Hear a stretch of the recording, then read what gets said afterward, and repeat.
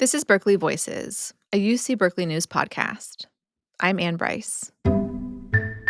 Last month, UC Berkeley researchers published a study about how they tricked the eye into seeing a new color.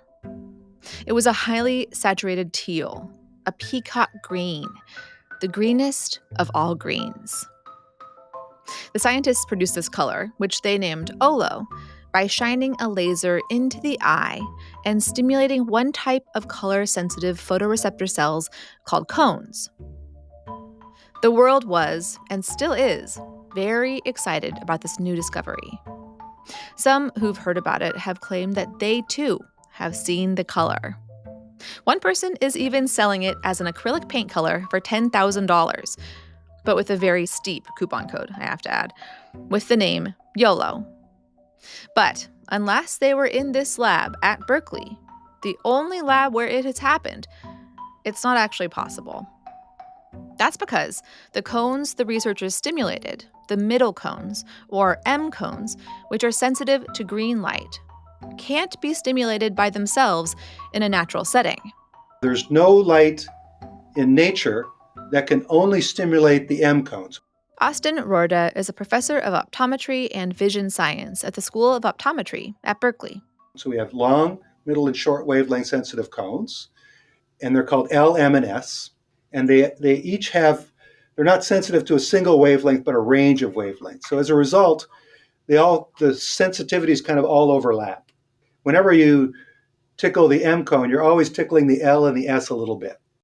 Since 2018, Roorda has been developing the optical imaging platform the scientists used in this project. It's called Oz, after the story The Wonderful Wizard of Oz. And so, of course, Ozvision is really directly tied to the book and to the movie, where the Emerald City is this unearthly green color. And of course, in the movie, it was a major development in cinema, not the first color movie, but among the first. And they made this transition from the black and white world to the color world of Oz. And the intent and the aspiration was to elicit that same kind of response by going from a natural colored world to a supernatural colored world by direct stimulation of these cones. The study involved a team of researchers, including Ren Eng, a professor of electrical engineering and computer sciences at Berkeley. Their collaboration began years ago when Eng asked Roorda a question. I asked, well, what would happen if we delivered light to thousands of M cones only? He said, would it be the greenest green you've ever seen? Turns out, the answer was yes. Roorda and Eng were 2 of 5 people who saw Olo as part of the study. More have seen it since then, but time and logistics limited the number of subjects who could see it. Roorda described sitting perfectly still, gripping a bite plate between his teeth to keep his head from moving, staring into the Oz machine. The patch of color he saw was about the size of his fingernail when viewed at arm's length. When compared to the most saturated natural color of green next to it, Roorda says the natural green paled in comparison. It was exciting for me to perceive it, but it wasn't like an otherworldly experience. I tell people that we have people that want to experience Olo, and they'll say, oh, I'll do whatever it takes. And I'd say, prepare to be underwhelmed because it's a small spot. If we could deliver it over a large area, it would be really quite a profound experience, I'm sure. But until then, I think it's most profound for the scientists and the people in the lab that are doing these comparisons. It was profound, he says, not only because their project, years in the making, had worked, but because the brain was able to recognize and make sense of something it had never been exposed to before. It's really about the capacity of the human brain to develop new perceptions, to attribute to new sensory inputs. And this could apply to any sensory inputs. It just turns out that we have a platform where we can directly manipulate the sensory inputs into the brain through the visual system in kind of an unprecedented way. Roorda says it has enormous potential to transform how we understand and treat eye diseases, and to expand the way we see the world around us.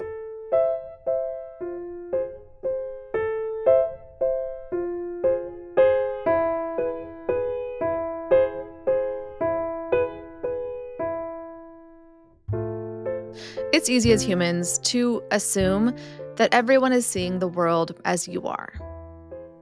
And to be fair, most of us actually do, at least visually.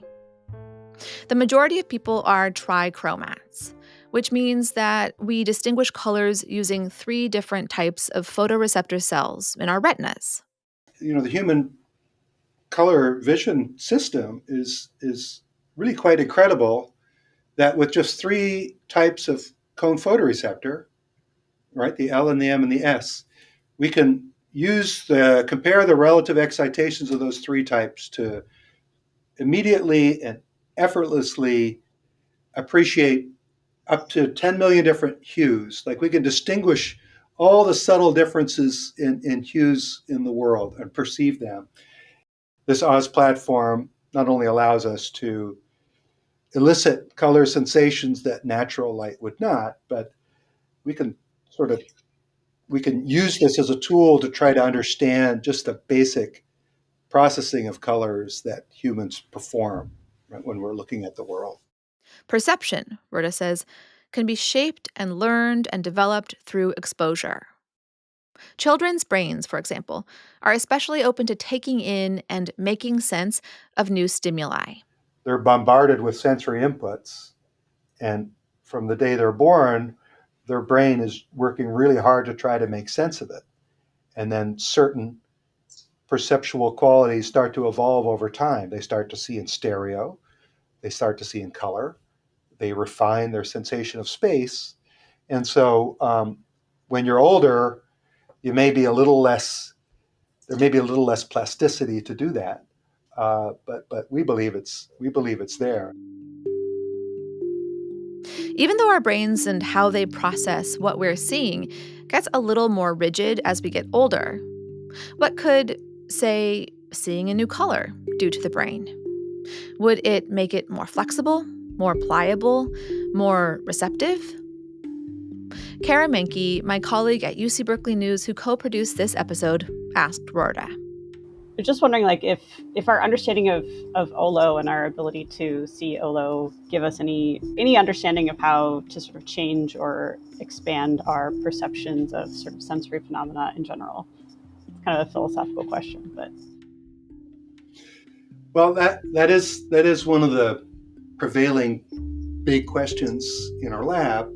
And there's a couple of theories. One theory is that you have the way Ren describes it is you're born with a box of crayons, and those are the colors that you have at your disposal. And given the sensory inputs, you just describe which crayon would be most appropriate. And in that sense, there's no opportunity for perceptual expansion. You would just be limited to that box. And if something was new, you would just have to reassign the box of crayons to attribute to those new inputs. And then on the other hand, maybe there's no limit to the percepts that we have. And so we like to think that.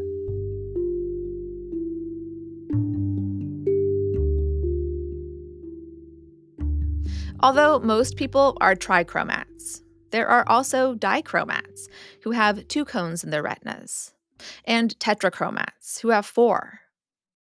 Most often, dichromats have difficulty telling red and green apart. And tetrachromats have another type of L cone that varies only slightly from the first L cone. Scientists at Cambridge University have studied tetrachromats to find out whether they could see more hues of color than a trichromat. While most tetrachromats couldn't, there was one person who could clearly leverage her 4th cone type to appreciate greater differences in hues. And for animals, the number of cone types in their eyes varies wildly. There's mantis shrimp, for example, who have over 15 different types of cone. Some people say, well, mantis shrimp, because they have 15 types of cone, they might be able to see way, way, way more colors and appreciate way more different spectra than a human could. But on the other hand, maybe the mantis shrimp brain doesn't know how to deal with that, and maybe they can only see 15 colors.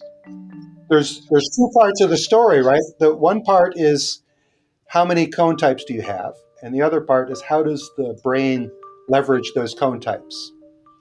And so a human leverages the three cone types in a really amazing way, like I said, to identify millions of different hues in the environment, differentiate between them. And hummingbirds, for example, have an extra cone that resides kind of in the UV part of the spectrum. And studies have shown that hummingbirds can do the same. So, if the Berkeley researchers' theory is true, that the human brain, this wonderful machine, as Roorda calls it, is powerful enough to decode colors it had never seen before, it could potentially open up a new dimension of experience. And research suggests that the human brain could, in fact, leverage this new information quite well. One of the Oz Project's chief collaborators, PhD student Atsukatani, is running simulations where a computer can easily figure out inputs from 4 cone types and then generate a new dimension of vision. So if a machine can do that, um, why couldn't the human brain do that? There was also a 2009 study at the University of Washington that involved squirrel monkeys, which are dichromatic. Using gene therapy, the scientists gave the monkeys a third cone type. Afterward, the monkeys could differentiate between reddish and greenish tones when they couldn't before. So their brains were able to make sense of the new colors they were seeing and incorporate this new visual information into their lives. This type of gene therapy, although not available to humans right now, could be possible in the future, Roorda says. And Oz is one important tool to help us get there. There are many eye diseases where people's cones are damaged or lose functionality over time, resulting in vision loss. Hannah Doyle, a fourth-year PhD student in the Department of Electrical Engineering, ran the Oz experiment. She says there are many potential therapeutic applications of Oz. So there are diseases that cause cones to die or to be lost in the retina. And people have been interested in how those diseases affect visual function. And typically, in order to study something like that, you would have to find patients who have the disease, like figure out what stage of the disease they're at, do some functional tests on their vision, that kind of thing.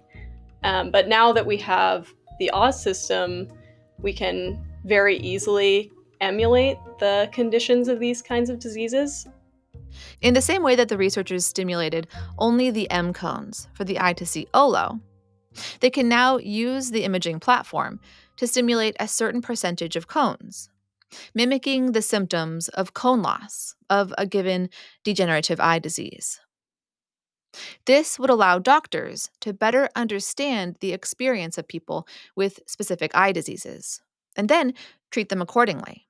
So you could wonder, how would you do looking at an eye chart if you've lost 70% of your cones? Can you still read the letters? What's the smallest letter you could read? So I'm answering questions like that. It turns out that you can lose a lot of cones and still perform almost completely normally on an eye chart. So you could lose 50% of your cones and have about the same visual acuity is what I'm finding.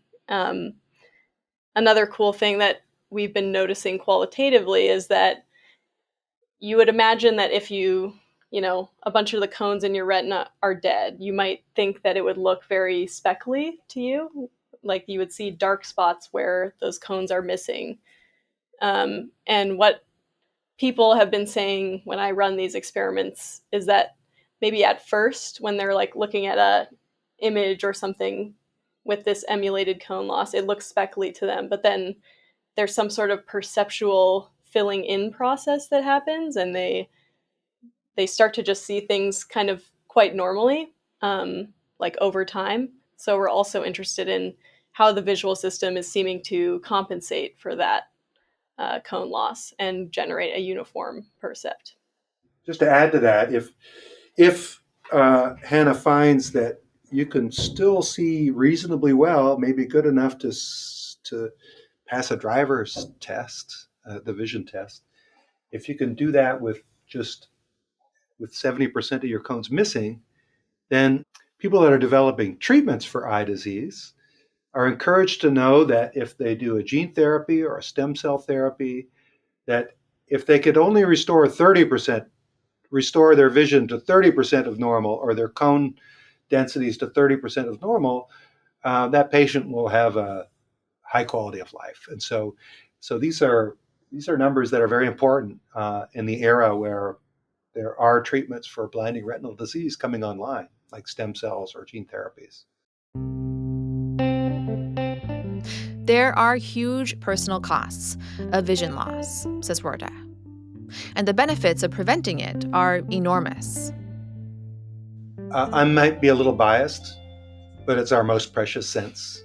And it's the last one I would want to give up for sure. If you can give someone a better quality of life by maintaining their vision, whether it's for reading or doing your hobbies or for driving, this is really important for the individual, but just for the health benefit of the world. Like it did for Dorothy, Oz could impact the way we see our surroundings in dramatic ways that we can't even imagine yet.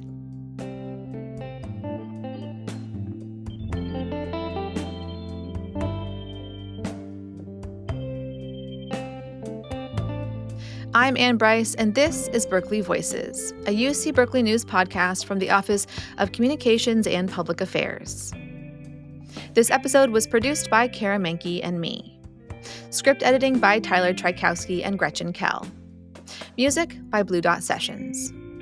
You can find Berkeley Voices wherever you listen to podcasts, including YouTube at Berkeley News. This is the final episode of our Berkeley Voices series on transformation.